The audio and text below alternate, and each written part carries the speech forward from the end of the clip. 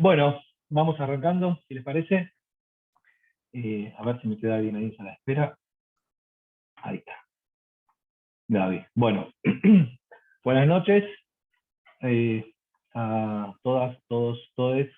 Muchísimas gracias por interesarse en la presentación de Afluencias. Estamos muy contentos, digo estamos, hablo en mi nombre y en nombre de Tomás. Sé que estamos muy contentos, imagino que también los autores también. En principio, lo que quisiera hacer es agradecer, eh, eh, en especial a los autores. Así que voy a arrancar nombrando a todos los no solamente los psicoanalistas, sino todos los autores, escritores y personas de distintas disciplinas que participaron de este libro. Eh, Luis Sanfilippo, Damián Celsi, Julián Ferreira, Sofía Rutenberg, Fernanda Magallanes, Verónica Cardoso, Jessica Ramírez, Jorge Reiter, que hoy está presentando también su libro Córdoba, que se lo puedo gustar.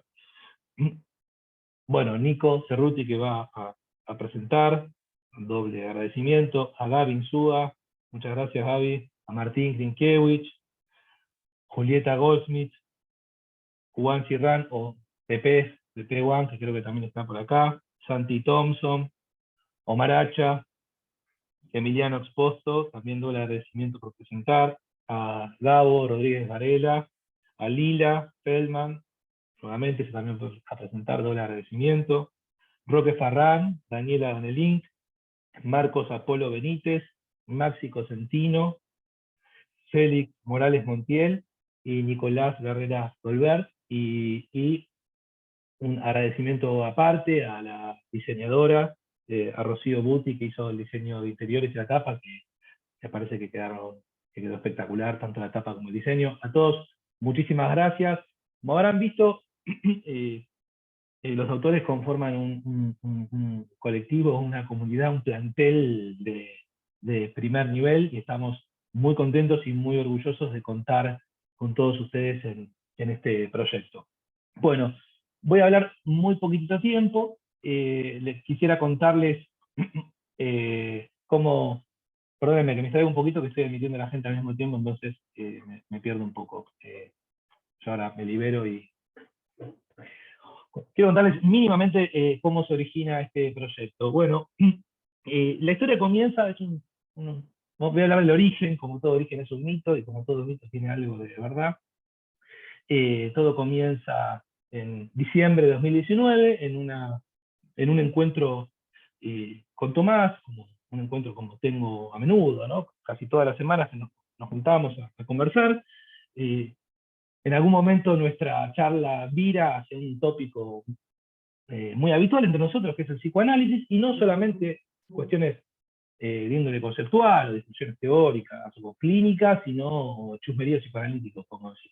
Cuando digo chusmeríos, quizás tiene en general un sentido no muy lindo, pero hablando un poco de nuestros amigos, de nuestros colegas, ¿no? Tomás en aquel momento me contaba, ¿no? Que se había juntado, bueno, no me acuerdo si a cenar no sé si con Nico Ruti o con Marcos Polo, o con Julián, ¿no? O con Jorge, me estaba contando ahí eh, ¿no? Alguna de sus conversaciones con un amigo, un colega. Yo siempre le envidié a Tomás esa facilidad que tiene ahí de hacer amigos y de establecer lazos, ¿no? Intelectuales y afectivos, cosas que yo, bueno, no tengo esa facilidad, al menos no tan evidente. Bueno, y me contaba un poco, ¿no? Los puntos en común, los puntos de conexión con estos colegas, con estos amigos. Yo también en aquel momento le contaba que dos marxistas me habían invitado a tomar una cerveza porque habían leído mi libro. Y dije, no, fue una charla increíble. Después me pasaron un artículo, una bomba. Esos dos marxistas son Emi Exposto y Gabo. Eh, eh, y en ese momento también, un poquito más tarde, Damián Celsi, que viene del ámbito de la política, de los estudios de la política, me convocó para presentar un libro, cosa que a mí me pareció increíble, muy sorprendente, me resultó muy grato. Bueno, ¿no? Y conversando así de nuestros lazos dentro del ámbito PSI, que estos lazos que trascienden, ¿no? Que superan a algún punto los lazos institucionales, nos cayó la ficha, como se dice, bueno, que a pesar de diferencias teóricas, de diferencias de formación, de la diferencia de escuelas, de instituciones, inclusive de ciudades, existía entre nosotros, ¿no? Entre este grupo de colegas, aunque muchos no nos conocíamos personalmente, lo que podríamos llamar una comunidad ideoafectiva, más afectiva que ideo, digamos. Cierta buena onda, no sé cómo, cierta simpatía, cierta empatía tal vez, o sea, como un suelo en común un poco difícil de explicar, eh, un punto de juntura, ¿no? Como si se compartiera, por más que no fuese explícito, ciertas posiciones éticas, epistémicas y políticas. Eh, por aquella época, Paul Preciado presentó en París su conferencia Yo soy el monstruo que os habla. En aquel momento muchos de nosotros firmamos una carta, pues se armó todo un quilombo, ¿recuerdan? ¿No? Dentro del ámbito del psicoanálisis, salieron a darle con todo a Paul Preciado y bueno, se manifestaron de algún modo todas las posiciones conservadoras y reaccionarias en el psicoanálisis y firmamos una carta, me acuerdo, ahí en apoyo o manifestando nuestro acuerdo, en verdad, nuestro apoyo, no, mostrando nuestro acuerdo con Preciado. Bueno, también nos dimos cuenta que en esa carta, ¿no? Confluíamos también muchos de estos amigos y estos colegas de los cuales hablábamos. Y dicho todo esto, dijimos, bueno, me parece que es hora de materializarlo todo esto. No porque no, digamos, sea meramente una idea y no haya habido, digamos, una materialización previa a este libro, digo, pero, digo, dijimos con Tomás, hagamos nuestra materialización de todo esto, de este grupo. O sea, démosle alguna forma, ¿no? Confluyamos en algún tipo de transmisión. ¿Cómo transmitimos todo esto? Bueno, evidentemente las modalidades más clásicas, de cursos, mesas, jornadas, no nos satisfacía y dijimos, bueno, hagamos un libro, hagamos una compilación. ¿De qué hablamos? Bueno, vamos a hacer tanto, discutamos sobre psicoanálisis, obviamente, y discutamos sobre lo que nos pasa con el psicoanálisis. Eh, Ahí empezamos a rosquear un poco hasta que llegamos a algo que ahora les voy a leer. Eh, Y ese mismo día, cuando dijimos, hagamos un libro, hagamos una compilación, bueno, ¿a qué llamamos? Les juro, en 10 minutos hicimos una lista de 40 personas, menos 5 minutos, o sea, fue como, era como si la cosa ya hubiera estado esperando para ser hecha, porque fue como muy fácil para nosotros conformar esa lista, fue mucho más difícil tener que sacar personas, porque éramos 40, una cosa así, y obviamente no nos daban los números por ningún lugar, fue mucho más difícil eso, nos quedamos con 25 personas, y el 21 de enero de 2020 les mandamos un mail, o sea, sin aviso, sin nada. Agarramos, conseguimos sus mails, los pusimos en copia y mandamos un mail el 21 de enero de 2020, que se los voy a leer. Estimados colegas, por medio de esta misiva virtual queremos invitarlos a participar de un proyecto colectivo que estamos armando junto a Tomás Pal. Nuestra idea, sencilla pero ambiciosa, es compilar un libro sobre el estado actual del psicoanálisis. La pregunta es, ¿qué problemas importan a nuestro psicoanálisis hoy? Con este objetivo, decidimos invitarlos a escribir un artículo que gravite en función de dicha pregunta. Queremos presentarles los 5 segmentos que construirán el libro. En este momento nosotros les mandamos en el mail los 5 segmentos que se nos ocurrieron y el modo en que nosotros pensamos que podían distribuirse. Le mandamos ese mail y a los 3 días nos habían contestado todos que sí. Todos que sí, digamos. Fue todo muy orgánico, muy sencillo en algún punto. Ahora quizás Tomás sale un poco de los problemas. Pero nos dijeron todo que sí. Es decir, en algún punto se confirmó, según puedo entender, que la idea, bueno, que la idea era relevante, que algo importante iba a pasar, si la cosa era tan fluida de un modo tan fácil. Ninguno tuvo un brunito, un comentario, una nota, sí, vamos que vamos. Bueno, enero de 2020, estamos en diciembre de 2021, pasó un largo tiempo, Pero aquí estamos entonces, pasó la pandemia en el medio, bueno, estamos en pandemia, eh, pero aquí estamos festejando entonces la salida de este libro con todos los autores que mandamos el mail aquella vez, el 20 de enero, el 21 de enero de 2020. Así que muchas gracias de verdad, muchas gracias a los autores, muchas gracias a todos los que están aquí participando. Estamos muy, muy contentos. Y bueno, y ahora vamos a ver qué consecuencias tiene todo esto. Vamos a ver qué pasa, que yo estimo que sí, que van a pasar cosas con este libro, así que ya veremos qué nos vuelve. Bueno, le cedo la palabra a Tomás, no sé si quiere comentar algo, y luego ya pasamos a la presentación en un sentido formal. Gracias. Bueno, no hace falta aplaudir. Buenas noches a todos y a todas. ¿Se escucha bien? Porque estoy con algunos problemas de red. Bueno, buenísimo. Bueno, en primer lugar, sumarme al agradecimiento. Estoy realmente muy contento, estamos muy contentos de que se haya materializado el proyecto. La verdad es que no tengo mucho más para agregar.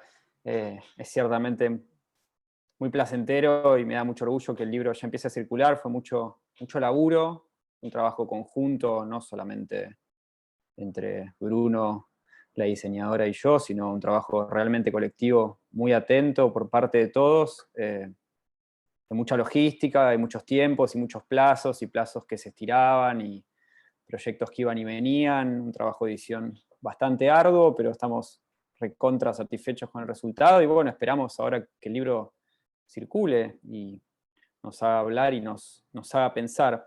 No quiero tomar mucho más tiempo porque la verdad es que me gustaría escuchar a los presentadores y a quienes quieran participar. Sí me gustaría en principio contarles un poco sobre Nicolás, Emiliano y Lila, así que los voy a presentar y quizás tome de vuelta la palabra sobre el final para contar algo sobre los atolladeros no tan felices del proceso.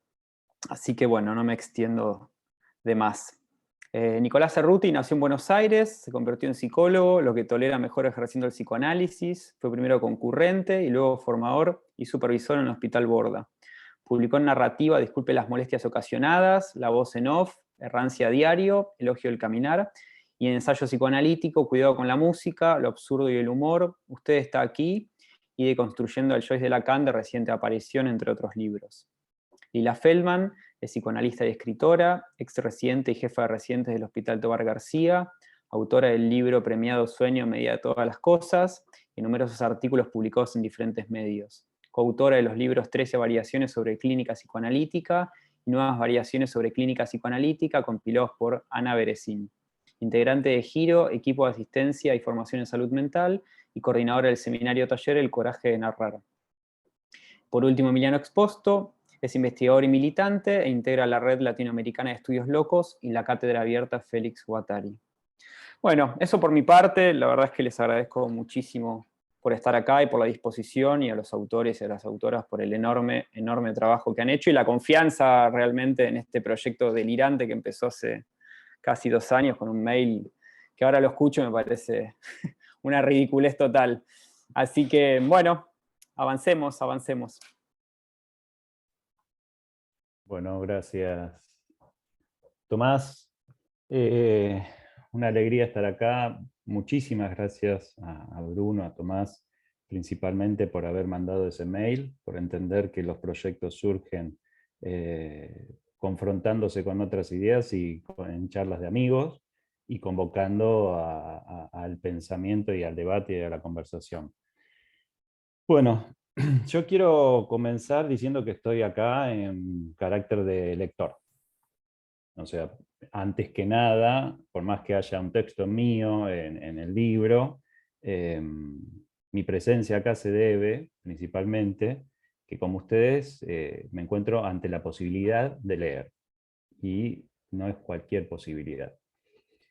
Si de eso, ¿no? de esa lectura surge un escrito, si de esa lectura surge una palabra que se pronuncia y diga, se debe en parte a la contingencia, a la perseverancia, a un deseo que, bueno, podemos decir ese deseo es mío, es ajeno, no hay, creo, un deseo que pueda decir tan a las claras, esto es mío, esto es del otro.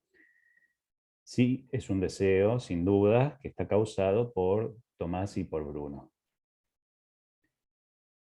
Soy además lector de muchos y de muchas de los autores que se encuentran en esta compilación, un lector de sus trabajos, de sus recorridos. Incluso puedo decir que hay algunos de ellos y de ellas que me han influenciado.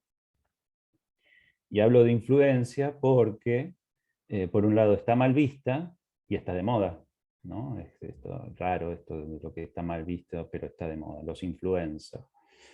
Pero hablo de una influencia porque es un poder que se ejerce, ¿no?, para alterar la forma de pensar de alguien. Esto está mal visto, pero pasa. Y pasa desde el momento en que leemos. Sin embargo, la ventaja que nosotros tenemos en esta compilación es que quien nos ha convocado a esta lectura también son buenos lectores, que han sido influenciados, pero que han hecho con esa influencia otra cosa.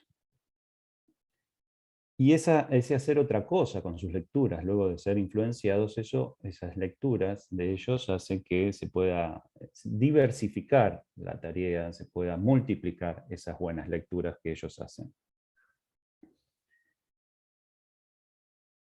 En ese sentido, lo que hicieron es el cese de este poder en el sentido de un poder coercitivo, y lo transformaron en una posibilidad. Una posibilidad que vamos a compartir, también como una posibilidad de leer de otro modo.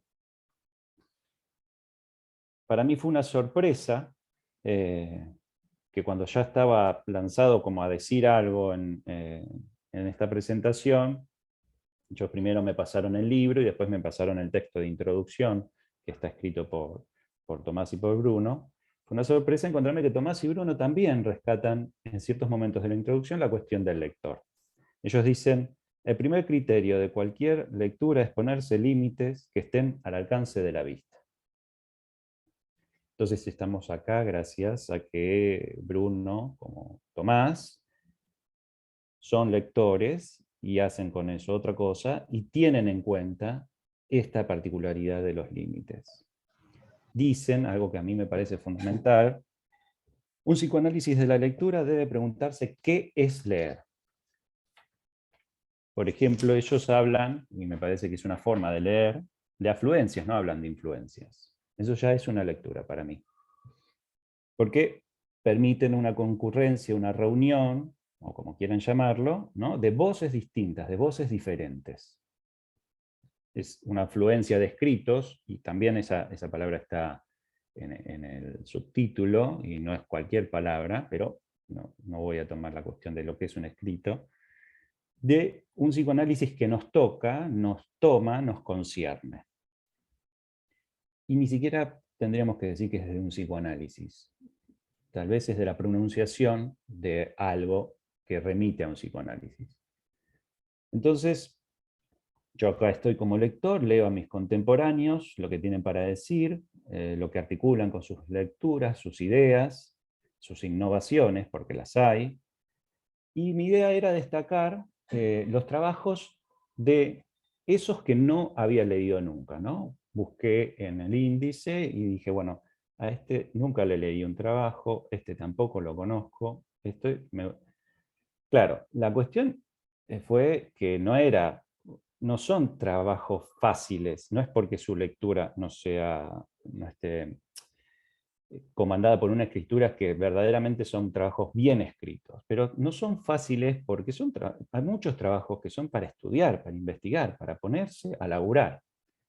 Y para leer se necesita tiempo, se necesita de trabajo, se necesita de cuerpo. Entonces es un poco ingenuo pensar que yo podía hacer una lectura de aquellos que no conocía y poder decir algo al respecto. Me los voy a reservar como para degustarlo yo y poder investigar y poder leerlo yo personalmente, como espero que hagan ustedes, que también vayan encontrándose con esos autores que los hacen reflexionar.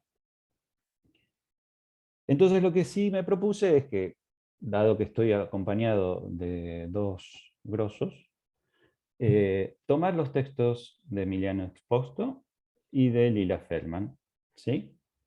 como para dar un pantallazo de lo que podría ser el libro. Lo que me llamó la atención, el escrito de Emiliano junto a Gabriel Rodríguez Valera, se llama El inconsciente capitalista del psicoanálisis, notas marxistas en torno a la crisis y el fracaso de la orientación burguesa en el psicoanálisis. Está en la parte política del libro. El libro está separado en varias partes. Hay una de las partes que es política, no porque las otras partes no lo sean, ¿no? Pero está marcadamente dicho política. Y es un título que ya es toda una pronunciación, ¿no? Para mi sorpresa, Lila viene luego, ¿no? Así que la experiencia que va a hacer el lector es la experiencia que voy a hacer yo con la puntuación. Luego de Emiliano y Gabriel viene Lila con su texto que se llama El psicoanálisis, una política, una poética del psicoanálisis. Y me parece que se está hablando bastante de política porque este es un libro político y me parece que está muy bien así. El texto de Emiliano y de Gabriel está separado por puntos y para mí fue en verdad como si fuera la cuenta regresiva de una bomba, ¿no? Es un texto, es como estar frente a una bomba, pero tiene una particularidad porque empezó por estallar. O sea, uno cuando lee un texto, ¿no? Cuando está frente a una bomba, yo nunca estuve frente a una bomba, pero en las películas, ¿no? La cuenta regresiva luego explota, ¿no? El texto de Emiliano y Gabriel, ¡pum!, te explota en la jeta y después anda a contar. Entonces voy a hacer un punteo con ese número, como si fuera regresivo. 10, dicen. El freudolacanismo milleriano, como tendencia dominante del psicoanálisis hegemónico, no se explica sin la eficacia genocida de la última dictadura cívico-militar. Más o menos así empieza. ¡Pum! 9. El psicoanálisis de orientación burguesa ha fracasado. 8. Tienen una línea de lucha. Ellos dicen, expropiarle la propiedad pública y privada en torno a lo inconsciente a la burguesía sí. 7. Y un objetivo tiene. La materialización de una analítica comunista y militante del inconsciente. 6. Nos encontramos con cierta puntuación del plan de lucha. Poner en cuestión la univocidad fetichista que suscita el término psicoanálisis, instalar la pregunta, ¿qué es el psicoanálisis?, como un modo de ir develando, por ejemplo, su movimiento político institucional, los micromundos, la forma en que se garantiza la circulación de los capitales, etc. 5. Tienen una visión crítica, que van fundamentando por lo que ocurre en el campo sí. Denuncia, por ejemplo, la magra posibilidad de disponer de elementos para escrutar críticamente los fundamentos estrictamente teóricos de la propia praxis. 4. ¿Pero qué entienden los autores por orientación burguesa? ¿Por qué quieren revelarnos, ¿no?, sus planteos críticos? En términos decididamente teóricos nos referimos a una orientación del psicoanálisis milleriano que atraviesa todos sus planos de existencia encontrando su condición histórica en el fetichismo que caracteriza la conciencia enajenada. Hermoso. 3. Entonces, psicoanálisis de orientación burguesa, manifestación teórica y o práctica que se pretende deudora del descubrimiento freudiano. 2. Hablan de un recomienzo del psicoanálisis sobre nuevas bases, indescindible de un reanudamiento con las teorías críticas radicales contemporáneas, y dan un listado de gente que en distintas latitudes se está ocupando de esto, como Agustín Palmieri, Omar Hacha, Roque Farrán, Daniela Danielink, David Pavón Colliar, por ejemplo. 1. Una orientación comunista. Entonces, es un texto potente, para mí complejo, se los puntué así someramente, pero para que se den cuenta de que es un texto que es una bomba que te estalla y que cuando uno se hace cargo de eso, desde la incomodidad hasta la reflexión, pasan todas las sensaciones. Ahora pasó al texto de Lila. Lila comienza diciendo, Freud, empecemos por Freud, antes de volver a él, antes de ir más allá. Entonces, se va percibiendo el juego, ¿no? Estamos acá ante una verdadera confrontación de pensamientos dentro del mismo libro. O sea, no es un libro que se presenta a muchos autores para confrontarse con quien venga. En el mismo libro hay una confrontación de pensamientos, eso es un logro increíble. Y un diálogo aguerrido de ideas para mí. Yo lo intuía, lo avisoraba, no son gente que no prenda mecha estos dos, entonces más o menos que me lo esperaba, de alguna manera. Prenda mecha en muchos sentidos. No quiero llenarlos de elogios, con palabras bellas que no digan nada. Acá estoy como lector, y un lector necesita tiempo, trabajo, cuerpo, y este libro lo merece. Este libro merece ese trabajo. Es una bomba que hay que desarmar y una bomba que estalla. Las dos cosas a la misma vez. No son textos fáciles, su escritura no es difícil, sino que los planteos son difíciles. Por ahí las escrituras no se volvieron tan difíciles gracias a la edición de Bruno y Tomás. Pero en principio las ideas no son fáciles. Hay textos que son muy innovadores, hay textos que hay que debatir. O sea, esto es algo que hay que tener en cuenta. No es una compilación cualquiera. De acá hay textos que se pueden hacer una investigación y son propuestas muy copadas para hacer un recorrido. Bueno, como podemos ver, el de Gabriel y el de Emiliano, que no le resta nada a un manifiesto. Es un manifiesto, para mí es un manifiesto. Entonces vuelvo al de Lila. Lila dice: Freud concibe su práctica mientras escribe. O sea, se dice fácil, pero si nos ponemos a pensar, no es fácil eso. Hay un pensamiento, una concepción que no está anclada, no está apoyada en la escritura, sino que muestra a la escritura como un modo de pensar. O sea, se entiende, no son ideas previas, quererlas volcar al papel, dar cuenta de ello, sino un estar atravesado por no saber, por la incertidumbre, y ver surgir allí, en lo escrito, el signo de una interrogación, en el mejor de los casos. Entonces, sentirse interpelado por lo escrito y que eso vaya armando un cúmulo de concepciones que luego se podrán dialogar con otros, o se pondrá a dialogar con lectores, o en el mismo acto de la escritura. Yo creo que esa reflexión que Lila tira hacia el psicoanálisis y Lila tira hacia Freud está presente en el libro. Estamos en el conflicto y Lila rescata que el conflicto es base y motor del aparato psíquico y de la vida psíquica. Para mí este libro es uno y varios conflictos. Viene y seguramente va hacia una tierra de conflictos.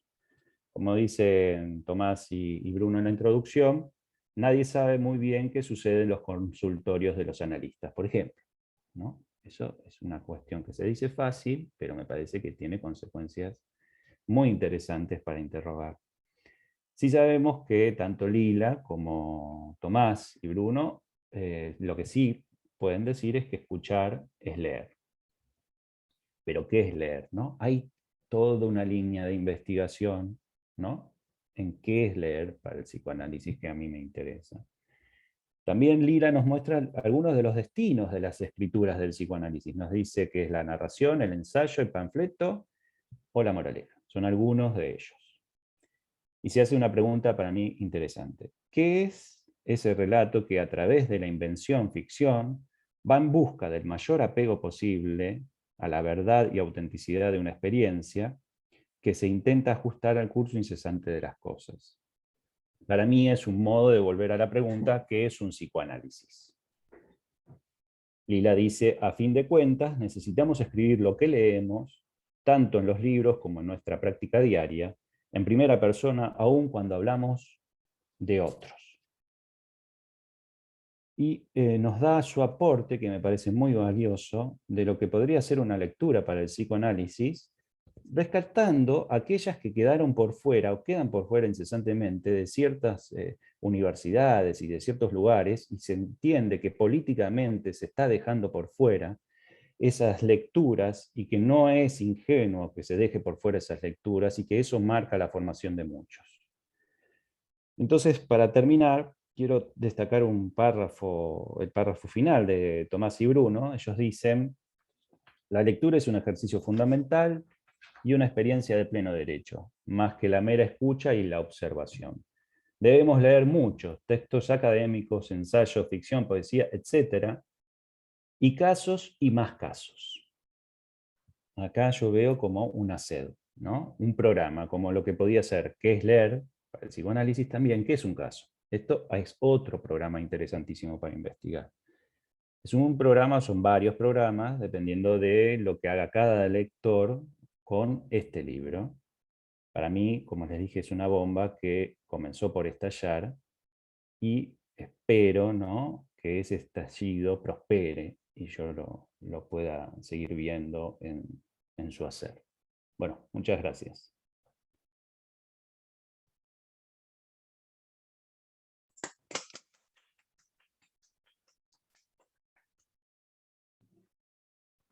Bueno, qué emoción escucharte, Nico. Un privilegio esta lectura. Primero quiero agradecer mucho a Tomás y a Bruno por la invitación a formar parte del libro y por la invitación a presentarlo también. Me parece que tengo muchos puntos en común con lo que Nico fue desplegando, lo cual me alegra. También voy a hablar en calidad de lectora. Lo que a mí me pasa es que como lectora, cuando leo, eso me lleva a escribir. Así que les voy a compartir algo que escribí para hoy. Y el intento que voy a hacer es ser lo más representativa posible del conjunto de los autores. Así que bueno, gracias nuevamente y paso a compartirles lo que preparé. Le puse de título La contratapa anti-imperio. Hace unos días leí a Fabián Casas en su genial columna titulada El imperio contratapa. Luego me llegó la invitación inesperada y generosa a presentar el libro y pensé que Afluencias, por más digital que sea, también merece una contratapa. Así que aquí con ustedes voy a ensayar una y la titulé La contratapa anti-imperio. ¿Se escucha bien? Bueno. Casas sostiene que una contratapa no es una mera convención retórica y resume sus claves. Debe ser breve, no debe spoilear el contenido central del libro que recomienda y debe intrigar al lector para que decida comprarlo. Afluencias lleva en su sello ya resuelto el tema de la compra porque es de descarga libre y gratuita, todo un acontecimiento político en sí mismo, pero sí quiero hacer de esta contratapa virtual una invitación. La contratapa, escribe Casas, y esta parte me interesa especialmente, debe cuidar la espalda del libro. Como en el barrio nos cuidamos las espaldas con los amigos de fierro. Me sumaré a una tradición, la que entiende, si es que no es una contratapa de las hegemónicas, rumiantes, aburridas o tiraflores, que la contratapa no se propone llenar de elogios al libro ni hacer un sumario de su contenido, sino, en todo caso, mostrar que el libro tiene una riqueza y una potencia que le permite ser fuente de creación y genuina lectura. Entonces, esta contratapa no será adorno ni trámite o formalismo, sino, ojalá, efecto de la potencia que Afluencias tiene. Vestigios de luminosidad del libro, metonimia de lo que está por venir, parafraseando y citando a Casas, ante la celebración del arribo de un libro que hace su estreno buscando encontrar disponibilidad y hospedaje en los lectores. Empezaré por detenerme en el título del libro. Afluencias, no confluencias. No es un detalle nimio, porque en este libro fluyen ríos, cauces y causas que no convergen. Está hecho de plumas diversas que hasta discuten, se oponen, se acercan a veces y otras se diferencian y antagonizan. Sin embargo, hay un denominador común. Se trata de un libro discutidor, se atreve a ir contracorriente, le gusta dar batallas. Es un libro que se inscribe en el campo psicoanalítico que lucha contra las hegemonías patriarcales, cissexistas y heteronormativas, coloniales, sacralizantes, burguesas, académicas. Se opone a la formación de masas, lo cual para mí es un logro mayor. Este libro se compone en multitud. La multitud es la reescritura y la revuelta de la masa, y un destino mucho más valioso e interesante para el colectivo PSI. La multitud no está hecha solo de muchos, sino sobre todo de luchas. La multitud es la masa desalienada, propuse en otro lugar. Contratapa antiimperio escribo porque Afluencias es un libro antiimperio. No busca aglutinarse como ejército o iglesia. Se propone pensar y discutir acerca de los modos en los que las lógicas dominantes funcionan dentro del territorio psicoanalítico. Quiero subrayar mucho algo. Afluencias relanza la búsqueda del psicoanálisis por pensar y atender a las innumerables formas de sufrimiento psíquico, pero además se hace cargo de incorporar en esa búsqueda la revisión y reformulación de aquella parte, no poca, del psicoanálisis que es parte responsable de crear o profundizar el sufrimiento psíquico. Afluencias es un elogio de lo heterogéneo y una crítica a la obediencia dentro de nuestro campo. No solo está compuesta por diversas corrientes dentro del psicoanálisis, sino que se propone, me animo a decir que Bruno y Tomás se lo han propuesto explícitamente, y vaya que lo han logrado, situar al psicoanálisis en diálogo permanente con la filosofía y la política. El psicoanálisis ampliando sus confines, interrogando sus potencias. De hecho, el psicoanálisis proviene de lecturas filosóficas, sociológicas y literarias, y se mantiene vivo siempre y cuando pueda seguir pensando y pensándose con ellas. ¿De qué se trata Afluencias? Además de contarles que está dividido en 5 temáticas, que son instituciones, géneros, clínicas, políticas y filosofías, yo diría que es un libro acerca de la escritura y la lectura dentro del dispositivo analítico y dentro de nuestro campo. ¿Qué es leer y escribir para los psicoanalistas? ¿Qué entendemos por leer y escribir? ¿Cómo leemos? ¿Cómo escribimos? ¿Dentro de cuáles tensiones y conflictos? ¿Qué nos inspira? ¿Cuáles problemas y batallas nos animan a alzar la pluma? Afluencias tiene una potencia subversiva que se articula en un colectivo de nombres propios que apuntan a construir una propia y singular versión en la escritura. Es también una redefinición de lo que es interior y exterior a nuestro campo. Hace de lo exterior, interior. Interiorización fecunda de todo lo que es capaz de tocarlo, sacudirlo, interpelarlo. Voy a compartirles mi hoja de ruta personal y absolutamente arbitraria, mis rutas afluentes, en términos de lo que me conmovió más a mí, que empieza por el escrito de Luis Sanfilippo y sigue con los de Sofía Ruttenberg, Fernanda Magallanes, Julieta Goldsmith y Wang Xirran, el de Gavin Súa, el de Jorge Reiter, Omar Hacha, Marcos Apolo Benítez, Maximiliano Cosentino y Roque Ferraro. Cada uno armará la suya porque el libro permite diferentes recorridos, cual rayuela incesante. Me interesa más la afluencia que no se dedica a dirimir quién o quiénes leen mejor a Lacan, sino a disputar en torno a las consecuencias clínicas, éticas y políticas que se derivan de sostener determinadas lecturas, y más aún, la que construye una voz enunciativa personal singular. Otra corriente que encontré leyendo el libro y en la que me inscribo, es la que en los márgenes intenta situar un lugar o un territorio propio, uno que defina de otro modo un interior y un exterior, que problematice sus vínculos y fronteras. Fugitivo del lacanismo se nombra Jorge Reiter, Daniela Danelink se proclama autopercibida y descarriada, y quien les habla, extranjera. Es decir, formas migrantes de una pertenencia problematizada. Otra afluencia es la que toma el camino de la apuesta. Allí me encontré próxima a Luis Sanfilippo, a Gavin Súa, a Nico Cerruti y a Maximiliano Cosentino. Luego, mi proximidad con el libro todo, porque reúne afluencias que de un modo u otro contribuyen a discutir los cimientos del imperio, ese que tiene vocación colonial, dogmática y moralizante. Bien, para que la... Tengo por último el regalo de esta última afluencia, compartir esta presentación junto a Emiliano Exposto y Nicolás Cerruti, con quienes me unen conversaciones, el vínculo con la escritura y a través de la escritura, admiración y afecto.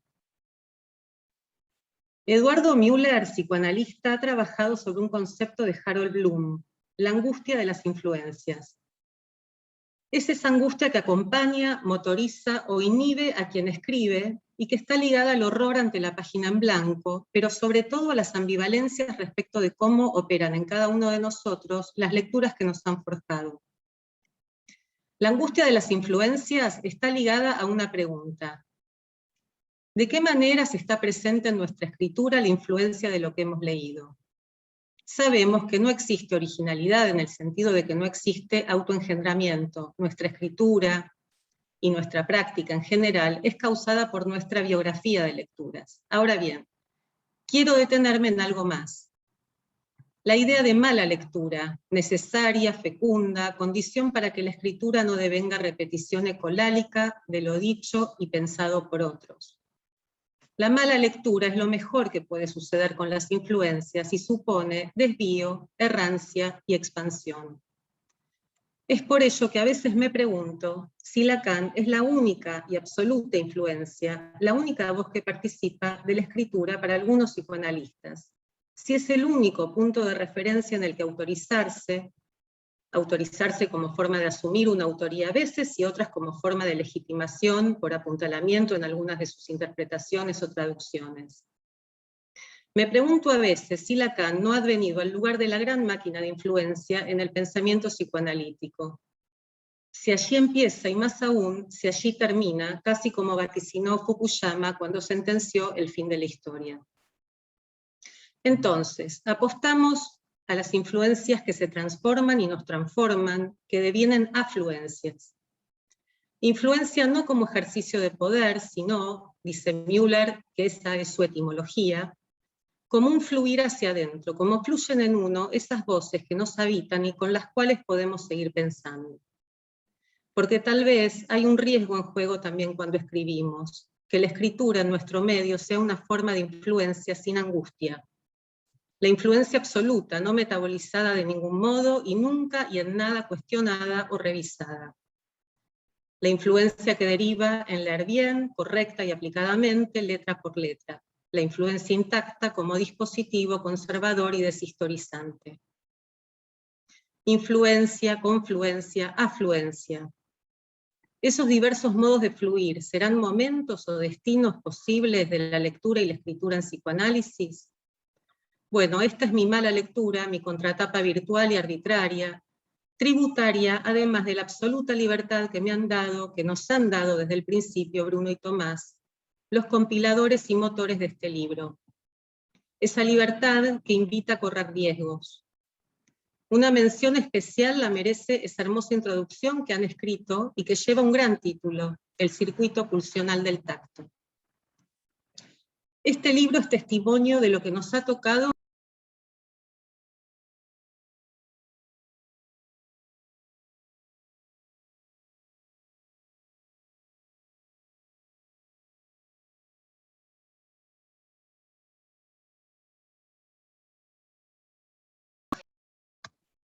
Bueno, eso fue todo.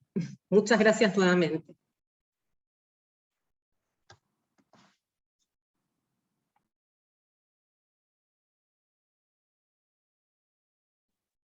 Hola, ¿qué tal? ¿Se escucha? ¿Todo piola? Bueno, nada. Me toca cerrar, difícil. Agradezco mucho a Nico y a Lila por sus textos, por lo que dijeron, etc. A Tommy y a Bruno por la invitación y a todos los que están aquí, ¿no? Veo las cámaras y hay un bocha de gente que conozco, que me cruzo por redes sociales, que hemos discutido y tomado alguna cerveza alguna vez, así que es una alegría eso, para celebrar. Bueno, voy a hacer menos una lectura interna del texto o pormenorizada, como hicieron tanto Lila como Nico, sino más bien transversal. Si ustedes quieren, una forma política o militante de hacerle preguntas al psicoanálisis en general y al campo psi en particular, y tratar de ese modo leer a contrapelo o transversalmente el libro en su totalidad, ¿no? Un libro, como decía bien Nico, que merece un detenimiento en la lectura, un cierto estudio. Bien decía Lila que el libro está abierto por la introducción de Bruno y Tomás, y luego tiene 5 partes, ¿no? Instituciones, géneros, clínicas, políticas y filosofías, de modo que ya uno agradece la heterogeneidad, el carácter plural de las textualidades que allí se componen, y por momentos, a lo que señalaba muy bien Lila, el carácter contradictorio entre los textos entre sí, antagónico, tensional, de modo que uno saluda ese gesto sobre fondo de una textualidad que se quiere a sí misma, y al menos es mi lectura, una intervención intergeneracional, ¿no? Una intervención intergeneracional.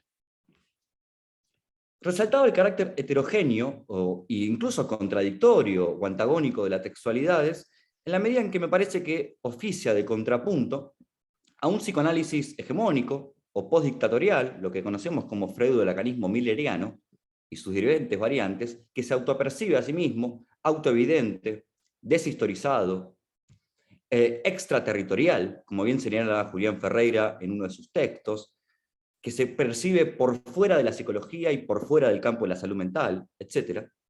Y que podríamos caracterizar como ese efecto de psicoanalismo, esto es, ese efecto ideológico del ejercicio y del encubrimiento de la función y el poder sí como forma moderna de subjetivación y de ejercicio del poder y por momentos de la violencia. Entonces me parece que el carácter heterogéneo de la textualidad oficia de contrapunto a un psicoanálisis que a sí mismo se percibe homogéneo, un psicoanálisis, digo, hegemónico, y que voy a caracterizar a continuación, y que presenta, y esto se caracteriza la hegemonía, su propio interés corporativo como el interés de todos los psicoanalistas, todos los usuarios, pacientes, etc. ¿No? Si en algo se caracteriza la hegemonía, es presentar un interés particular como interés general. ¿No? Entonces me parece que este texto contribuye a esa relativización o desfetichización del campo psi como si fuera un campo extraterritorial, sin historia, sin cuerpos y sin prácticas.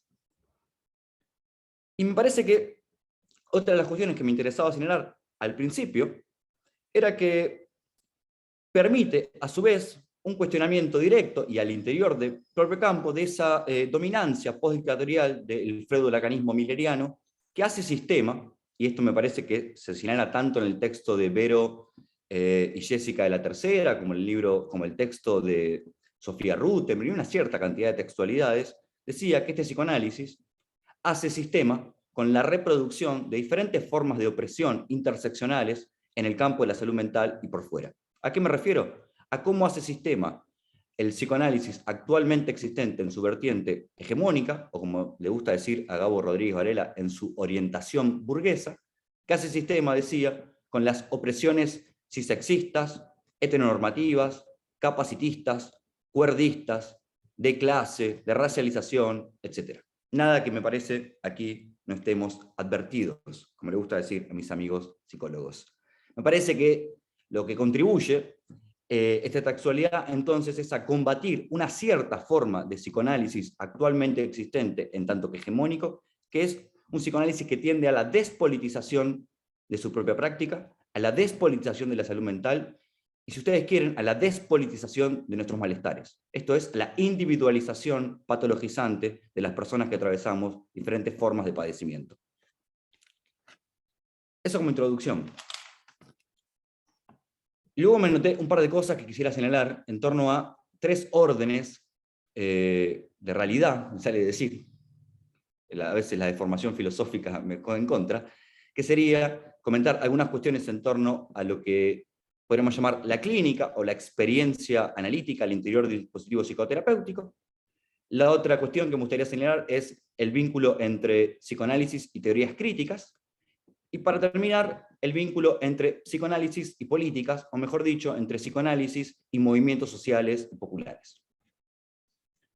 ¿Por qué digo esto? Porque uno lee el subtítulo del texto, que está muy bien seleccionado, ¿no? El subtítulo del libro, que es El psicoanálisis que nos toca. Inmediatamente uno se pregunta, ¿a quiénes? ¿no? ¿Que nos toca a quiénes? ¿A los psicólogos y psicoanalistas? ¿A los psiquiatras? ¿A los pacientes? ¿Al Estado y al mercado? ¿A las clases populares? ¿A las minorías de la diversidad psicosocial, diversidad sexual y diversidad corporal? ¿A las izquierdas y teorías críticas? ¿A las epistemologías? ¿A los movimientos sociales? ¿No? ¿A qué psicoanálisis estamos refiriendo? Entonces, mi primer comentario al respecto es introducir lo que podríamos llamar el punto de vista del paciente, o el punto de vista del analizante, o el punto de vista de los usuarios actualmente existentes y consultantes actualmente existentes del psicoanálisis. ¿Por qué digo esto? Porque bien señalan Bruno y Tomás en esa importancia de aclarar desde dónde se está hablando, ¿no? Ellos utilizan la palabra desde y la remarcan en cursiva. Esto es la premisa de una práctica como ejercicio de una enunciación. De modo que yo voy a estar enunciando en esta parte como paciente y como activista en salud mental. Lo que quiero señalar es que me da la impresión de que una parte bastante relevante de la textualidad, y no toda, para decirlo en lacanés, está escrita desde un punto de vista singular que yo llamaría el punto de vista de los analistas, de los psicólogos o de los psicoanalistas, ¿no? Es un libro sobre psicoanálisis donde la experiencia analítica, donde las virtudes y defectos del psicoanálisis, esto es, su carácter pretendidamente subversivo, está contada no en su totalidad, sino en importantes afluencias, desde el punto de vista del analista. Mi pregunta sería, ¿cómo podemos problematizar los dispositivos actualmente existentes en el marco psicoterapéutico desde el punto de vista de los pacientes, o el punto de vista de los usuarios de salud mental? ¿Por qué señalo esto?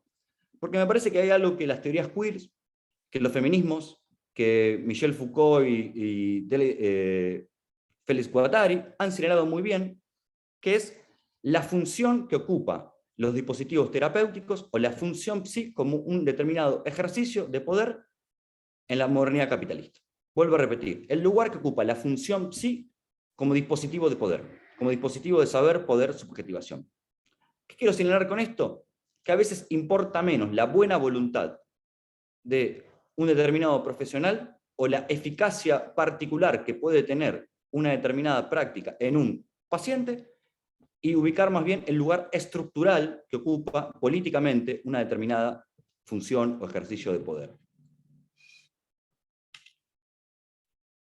Pero esto sería demasiado unilateral si no señalara lo siguiente, que no se entienda como una crítica unilateral, todavía no dije nada, así que lo que me interesaba es que desde el punto de vista del paciente podemos tratar de pensar lo que yo llamaría las ambivalencias de los dispositivos psicoterapéuticos, o las ambivalencias o ambigüedades de la experiencia clínica en tanto que práctica situada. ¿A qué llamo las ambivalencias? Es que me da la impresión que la discusión en torno a la neutralidad, la abstinencia, el carácter emancipatorio y subversivo del psicoanálisis son contadas, como decía anteriormente, en su mayoría desde el punto de vista de las personas que ejercen esa práctica en tanto que analistas. Y ustedes me dirán, che, pero también somos pacientes. Yo diría a eso, o preguntaría, conozco bastante pocos textos donde se habla de ese punto de vista, incluso siendo psicólogos. A lo que quiero ir con las ambivalencias de los dispositivos psicoterapéuticos es lo siguiente. Y no se trata de una acusación moral al psicoanálisis y tampoco de una oposición simple entre terapias y políticas. Se trata de señalar lo siguiente. Yo llamaría ambivalencia de la experiencia psicoanalítica desde el punto de vista de los consultantes a que esas mismas experiencias pueden habilitar diferentes formas de cambio subjetivo, de acompañamiento, de desconocimiento y reinvención de uno mismo, de escucha, de reescritura de una vida, de cuidado, si ustedes quieren, ¿no? Ese carácter que solemos señalar en torno al carácter más o menos emancipatorio, liberador, transformador de la experiencia analítica. No obstante, esa misma práctica, y a veces con los mismos dispositivos, y a veces con los mismos analistas, en diferentes casos o en el mismo, sabemos, gracias a las disidencias sexuales, a las disidencias de la diversidad psicosocial y a diferentes formas, que esas mismas prácticas también pueden ser prácticas opresivas.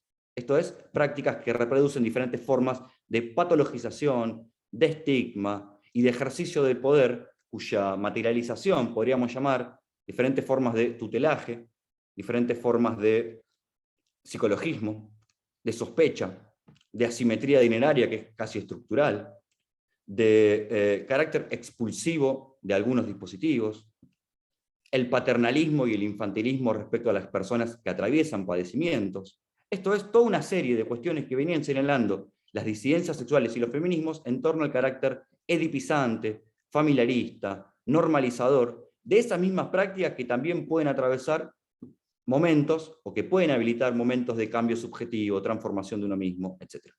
De modo que me parece que una de las cuestiones interesantes de interrogar de manera militante este texto es justamente señalar en la sección clínica la dificultad de dar una conversación más o menos sensata en torno a las contradicciones que habitan los dispositivos. Esto es, que pueden habilitar transformación de uno mismo y también prácticas más o menos opresivas, violentas y patologizantes.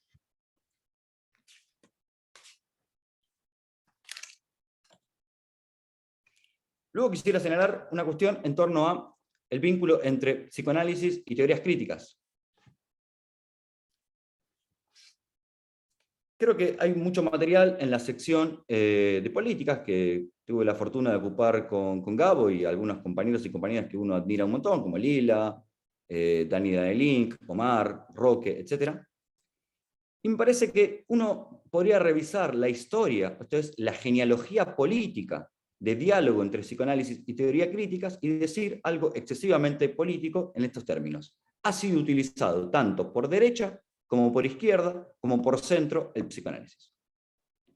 Esto es, por derecha, sabemos, el psicoanálisis dominante como una forma de privatización de los malestares, como una forma de reducción al ámbito convencional de la práctica psicoterapéutica de consultorio, que hoy está cada vez más en crisis, ¿no? Bien lo señala, por ejemplo, Luis Sanfilippo en su texto. Esto es, el psicoanálisis cada vez más desbordando esa práctica que le había atribuido el lacanismo postdictatorial, la práctica de consultorio. Y aparecen psicoanalistas en hospitales, en movimientos sociales, en centros de salud, etcétera, etcétera, etcétera. Esa sería lo que podemos llamar la utilización por derecha, me salía a decirle. Esto es, la utilización, o mejor dicho, la configuración hegemónica de eso que llamamos psicoanálisis, en su vínculo con las teorías críticas. Después tenemos otra que me parece que problematiza muy bien Roque Farrán en su texto, que es la utilización más o menos progresista o populista, no en el sentido peyorativo del término, del psicoanálisis. Esto es lo que podríamos denominar la izquierda lacaniana, cuyo mayor representante tal vez sea Jorge Aleman, ¿no? Hay un texto que recomiendo fervorosamente, que es el de Damián Celsi, que me parece que se inscribe en tratar de pensar el vínculo entre psicoanálisis y crisis del marxismo y del postmarxismo. Lo que llamaría, entonces, la prolongación progresista y populista del psicoanálisis. Y después tenemos otra, que me interesa un poco más, que es el vínculo entre psicoanálisis y políticas de izquierda, o entre psicoanálisis y teorías críticas radicales de la sociedad, donde tal vez sea muy importante el vínculo entre psicoanálisis y marxismos, ¿no? Creo que el texto de Omaracha es un texto que requiere un tiempo para ser estudiado, donde podríamos decir que el vínculo entre psicoanálisis y marxismo podríamos desdoblarlos tanto entre el texto de Omaracha y el texto de Dani Danelink. Esto es, cómo el psicoanálisis freudiano ha entrado en diálogo con el marxismo, y nombro a algunas personas que seguramente conozcan, Wilhelm Reich, León Rosichner, Marcuse, etc. Y después lo que podríamos llamar un marxismo lacaniano, que bien trabaja Dani Danelink en su texto, que es la utilización por izquierda y en vínculo con el marxismo y otras teorías críticas del psicoanálisis, representado hoy por Zizek, por David Pavón Cuellar, mencionaba uno de los compañeros, Agustín Palmieri, etcétera, etcétera, etcétera, ¿no? Entonces, me parece que la historia del vínculo entre psicoanálisis y teorías críticas es una historia muy compleja, donde ha sido utilizado tanto en su vertiente más o menos derechista, más o menos progresista y más o menos izquierdista o radical. ¿Por qué señalo esto? Y me quiero quedar con lo último, y con esto voy a finalizar. Es que hay algo que me interesa sobremanera, que señala Luis Sanfilippo en su texto, que es el vínculo entre psicoanálisis y movimientos sociales. O en otros términos, el vínculo entre psicoanálisis y movimiento de trabajadores en la salud mental. Eso me parece más interesante, ¿no? Luis narra muy bien que hay un momento de politización muy intenso de los psicoanalistas en la década del 60 y 70, que podríamos ubicar nombres propios como por ejemplo Mary Langer, y que está bastante bien narrado y documentado en el texto Las huellas de la memoria de Wagner y Carpintero, que es la relación entonces ya no entre psicoanálisis y movimiento político institucional, la causa freudiana como una especie de recaudadora multinacional de capitales, sino el vínculo entre psicoanálisis y movimientos de trabajadores de la salud mental. Y decir dos cuestiones, nada más. Me parece que el vínculo entre psicoanálisis y movimientos de trabajadores de la salud mental es un vínculo que el texto de Luis apuesta a reactualizar, a repolitizar y a relanzar, y que uno podría verificar en diferentes formas de movimientos de trabajadores al interior del campo de la salud mental con participación de psicoanalistas, cuya quizás una de sus mayores conquistas haya sido la sancionada hace 10 años Ley de Salud Mental, ¿no? Estamos, creo que todos más o menos de acuerdo en lo que estamos hablando. Ahora bien, me parece que ese tipo de movimiento social al interior del campo de la salud mental ha tenido la particularidad de poder ser llamado activismo profesional. Esto es, que es un movimiento social, el de trabajadores de la salud mental, que ha liderado una serie de procesos de transformación en el campo, en alianza con familiares, con organizaciones de derechos humanos, con participación de usuarios y usuarias, pero que tiene la particularidad de donde el liderazgo de ese movimiento social es el liderazgo de profesionales de la salud mental. Profesionales de salud mental. El protagonismo está dado por los trabajadores de la salud mental, entre ellos los psicoanalistas. Y me interesaba cerrar, entonces, con la pregunta en torno a qué interrogante le traen los movimientos sociales en salud mental protagonizados en primera persona. Esto es, los movimientos locos, los movimientos neurodivergentes, de la diversidad psicosocial o de personas que atraviesan determinadas formas de padecimiento y se organizan ya no para trabajar al interior de dispositivos, sí, sus padecimientos, sino como una forma de politización del malestar. La pregunta que me hacía era, o cómo estamos pensando la relación, no necesariamente me tienen que ir a mí, entre movimiento de trabajadores de la salud mental y por lo tanto profesionales psicoanalistas y movimientos en primera persona, de los cuales anteriormente decía, formo parte. Tengo hasta ahí, espero no haber sonado muy confrontativo, pero creo que no. Así que nada, les agradezco mucho por escucharme y les mando un beso grande. Gracias. Bueno, muchísimas gracias a Nico, Lila y Emi por sus exposiciones que estuvieron muy buenas. Ya los vamos a molestar porque quizás se las pedimos. No sé si las tiene escritas. Bueno, Lila, vos sí, vos ya está, ya te enganchamos. Bueno, nos quedan unos minutos, somos muchísimos, muchísimos participando ahora y muchos autores, pero me gustaría darle la palabra a alguno de los autores que tenga ganas de, bueno, de decir algo. No sé si alguno, en principio, como prioridad, alguno de los autores si tiene ganas de hacer un comentario, decir algo. Ahí Bruno, Martín. yo tengo ganas. Dale, Martín, breve que estamos en Justardi, ¿eh? Muy rápido. Ante todo, hay algo que es el componente afectivo, que es un hilo de Ariadna que conecta. Este grupo es un grupo de esos amigos que vos te querés hacer amigos, que quisieras conocer, así que tenemos pendiente una terraceada en alguna parrilla para conocernos personalmente. Es un grupo de chicos raros del psicoanálisis, o sea, todos los chiques rares, diría así, o sea, ninguno estamos de alguna manera disconformes con el devenir institucional en el que venimos. Somos herederos de Spinoza, en algún sentido, y también de Nacho Leukovich, a quien siento que podría estar presente acá, Ignacio Leukovich, con quien pensamos por primera vez muchos de nosotros el psicoanálisis, y me parece que justamente hay algo de calponazo institucional que es el psicoanálisis, así lo diría Nacho, el nivel de galpón que hay, que hace que me parece que sea tan necesario estas afluencias, no sé a dónde nos lleve.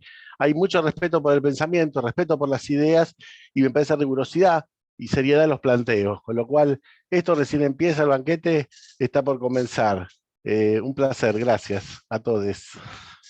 Gracias, Martín, gracias, y vos sos el encargado de poner la terraza, ¿no? Ya lo venís prometiendo. Desde el primer día, desde el primer día del mail dije, terraceamos Sí. en Camarones, cuando quieran, Por sí, eso. por supuesto. No, por eso. No, Comprometido.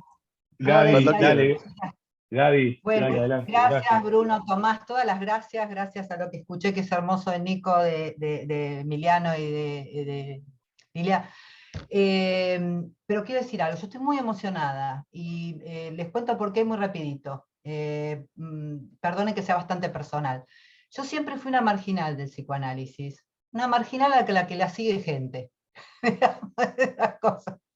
Pero digo, siempre me he sentido muy marginal desde que empecé a estudiar psicoanálisis lacaniano en segundo año de la facultad. ¿Y por qué marginal? Porque resulta que a mí me resultaba, por ejemplo, al principio muy raro que los psicoanalistas y las psicoanalistas no se rieran cuando daban clase, por ejemplo. Que estuvieran siempre tan serios, que el psicoanálisis había que transmitirlo siempre con una cara de esto es muy importante. Y tomo lo que decía Emiliano acerca de lo intergeneracional. Yo acá me siento claramente en lo intergeneracional, hay gente muy joven, gente menos joven, estamos otros que tenemos unos cuantos años. Y la realidad es que hace 38 años que soy psicóloga y que creo que estudio psicoanálisis, y me pasaba eso, ¿no? El tema de la no sonrisa. Y resulta que había un profesor, que era Raúl Camino, que era de psicología comunitaria, no era de psicoanálisis, que ese sí se reía. Y yo decía, wow, este sí, por acá, y me dio mucho. Y después estudié con un filósofo que sí se reía, Raúl Ciarreta. Y resulta que yo estudiaba con Raúl Ciarreta y al mismo tiempo que leía Lacan con Raúl Ciarreta y me encantaba y me mataba de risa. Y era, al mismo tiempo que estudiaba en grupo de estudio con un analista muy pope que no se podía reír una allí. Bueno, más allá de tomar esto de la risa, la marginalidad también tiene que ver con que desde la concurrencia yo sentí que el psicoanálisis tenía lugar en el hospital, lo que traía Emiliano recién. Y en realidad lo que iba pasando cada vez que yo tomaba otro lugar, ya no de concurrente, ya digamos en otro lugar, incluso cuando empecé a ser supervisora de equipos, es que mis colegas me decían, eso no es psicoanálisis. Colegas, insisto, ¿no? Del freudo-lacanismo, milleriano y todo lo que vos quieras, eso no es psicoanálisis, ¿no? Y después, cuando me empecé a interesar por lo traumático, por la clínica con lo traumático, por la historia, porque en un psicoanálisis aparezca lo que de alguna manera Bion y Dolto llamaron la verdad histórica, y hoy lo llama Dawan, y me empezó a interesar lo social, me decían esto no es psicoanálisis. Entonces, ¿a qué voy? Y termino con esto. Me sentí marginal en aquel momento, es decir, soy de las márgenes, en este momento me sigo sintiendo de las márgenes, pero resulta que ahora me encuentro con un montón de marginales. Y me parece, estoy muy conmovida, me parece que es muy importante esta publicación, me encanta que se les haya ocurrido y les agradezco la movida, que evidentemente es muy difícil, y la realidad es que me parece que desde los bordes, tomo la cuestión de Emiliano, que me parece genial, digamos, no solamente desde el lugar del analista, sino desde el lugar de quien acude a nosotros con su padecer, y de nuestros propios padeceres. La verdad que estamos construyendo algo hace mucho tiempo con mucha gente, pero parece que hay oportunidades en que nos podemos encontrar marginales en los márgenes y armar algo del orden de un territorio distinto. Así que muchas gracias. Eso. Gracias, Gaby. Muchas gracias por sumarte. Muchas gracias. Bueno, ¿alguien más? Hay que ver algunas caripelas que escribieron, o si tienen ganas de decir algo, comentar algo.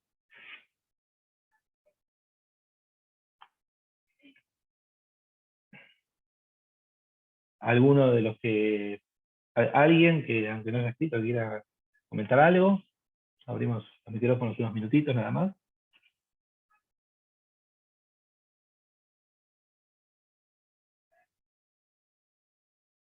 No, yo solo para agradecer la invitación de Bruno y Tomás, y después vamos a ver, ¿no? Si este tren nos lleva a Cracovia o a Lemberg, ¿no? Eso está abierto, me parece. Gracias. Gracias, Omar. Gracias por tu tremendo artículo también. Tremendo artículo. Bueno, Mariano, ¿quieres decir algo? Hola, a mí, digamos, también me emociona ver tanta gente que sigo y que tengo la suerte de haber compartido algún espacio. Estoy mucha ganas de leerlo. Lamento no haber podido leer algo como para preguntarle, teniéndolos a todos juntos acá. Pero lo que sí quería decirles o preguntarles a los que participaron, si es que con estos espacios podemos pensar o hacer, digamos, que el psicoanálisis retome la seriedad en el marco de los debates con otras corrientes u otras disciplinas, porque mucha de la ontología o la religiosidad que ha tenido como dogma en algunos claustros, me parece que perdió poder o perdió peso su opinión. Particularmente, bueno, Bruno, porque vos justo pasaste la invitación, pero creo que varios de los que están acá están tratando de que vuelva a tener un poco el peso. Y cada vez que empiezo a leer algo, es como que espero que sea un poco de eso. Así que quería agradecerles a todos, digamos, por el esfuerzo que veo que hacen cotidianamente y nada más, eso. Y con esperanza, digamos, de este texto, digamos, que continúe esa idea. Gracias, Mariano, gracias por la buena onda. Acá podemos Sí, saludar. adelante, Julián, Sofi.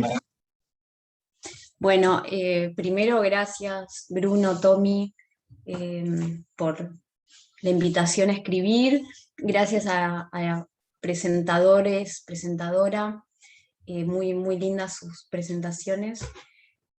Bueno, nada, quería justamente aprovechar algo de lo que escribí para este proyecto y digo, me interpeló la pregunta de Emiliano en torno a por qué los psicoanalistas no escriben sobre sí mismos o por qué no hablan de su propio análisis y demás. Y pensaba que justamente las histéricas freudianas son tal vez las que inventaron o fundaron el psicoanálisis y que su palabra en primera persona o su sufrimiento siempre ha sido patologizado, pero que posiblemente sean las creadoras del psicoanálisis. Y bueno, y creo que esto que sería hablar del propio análisis está ahí, ¿no? En lo que ha sido llamado la histeria o las histéricas, y que tal vez haya también, digo, que abrir esa posibilidad de retomar no solo a las histéricas freudianas, sino a todas aquellas que han dado su testimonio y que incluso han aportado teorías muy, diría, de un poder y de una trascendencia que, bueno, siempre queda en los márgenes o directamente son eliminadas, ¿no? Es muy difícil conseguir libros de ciertas autoras, no se reeditan, desaparecen. Y bueno, me parece que no es que no haya, sino que a veces también hay escrituras, voces que se eliminan, lo diría en esos términos. Así que bueno, nada, eso. No sé vos, Julián, si querés. No, primero agradecer a los compiladores. Estoy disfrutando hace rato de que empezó de esta presentación y felicito a quienes expusieron porque fueron muy buenos presentadores. Es un género literario, ¿no? La presentación de libros y la verdad que fueron impecables con sus estilos y más allá de la cuestión estilística, invita a leer, porque la verdad que nosotros hemos recibido el texto hace poco y en lo que a mí respecta he podido leer, más allá del artículo que obviamente escribí, el artículo que escribió Sofi por obvias razones y la introducción, que me pareció muy buena. No he llegado a leer el texto y creo que es una excelente invitación a la lectura. Y por último quería decir que creo que este libro, digamos, sin hacernos autobombos excesivos, pero creo que, digamos, introduce una cuestión de la cual el mainstream psicoanalítico adolece, que es, digamos, la producción de actos políticos, digamos, ¿no? Los cuales sin ninguna grandilocuencia, creo que el mérito que tienen es básicamente, diríamos, salir del closet y enunciarse como actos políticos. Me parece que esa es una cuestión que es interesante y que, en definitiva, permite reordenar algunas discusiones teóricas, epistemológicas, clínicas, ¿no? Que bien los colegas Tomás y Bruno, que escribieron la introducción, plantearon. Pero insisto en esto, que creo que es una etapa en donde, digamos, eventualmente uno se pregunta, bueno, ¿por qué llama la atención, como bien decían quienes se expusieron antes, que este libro no sea una cuestión cerrada, abroquelada, de respuesta frente a otra escuela? Es decir, uno tiene que preguntar por qué llama la atención que haya un libro en donde hay colegas que se conocen de reojo, de redes sociales, o que tienen alguna complicidad, digamos, y que escriben en una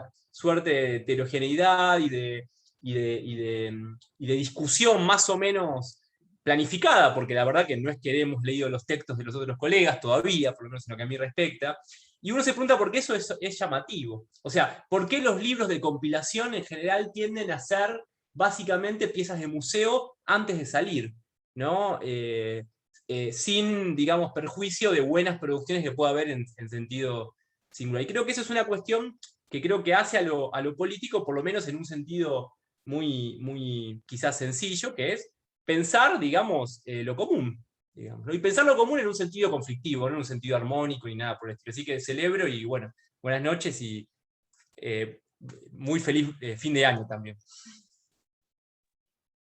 Gracias, chicos, gracias, Juli, muchas gracias. Bueno, estamos un poquito ya justos, yo no sé si alguno quiere decir así como cerrar, algunos autores. Nadie ahí, Félix, Maxi, no sé si quieren, no tienen ganas de tener ahorita.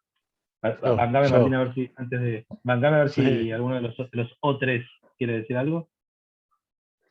No, No, yo no creo nada, yo nada para cerrar, digo, me parece que hay una confluencia en una posición crítica respecto de la recaída que me parece que son las que matan al psicoanálisis, que son las moralistas, la moral psicoanalítica. Es eso lo que está en juego. Por algo de lo que hablamos, damos testimonio de nuestra rareza, salir del closet, hablamos del dogmatismo, del imperio. El imperio es eso, es el moralismo en el que ha recaído nuevamente con el poslacanismo freudo-milleriano, el psicoanálisis. Y me parece que reivindicamos y no sabe, el problema es que, digamos, sabemos de dónde queremos salir, como dice Omar, veremos dónde vamos. Porque al principio se trata de forjar, de hablar otro idioma, ni más ni menos que eso, ¿no? Hay un idioma ya tomado, hay la lengua del Tercer Reich, es la lengua del poslacanismo, de esa nos tenemos que sacar primero, y me parece que somos acá valientes, ¿no? Digamos, los valientes que nos animamos un poco a ir a contrapelo, como dice Gaby Insúa. Bueno, que me encanta estar acá, gracias. Gracias, Martín.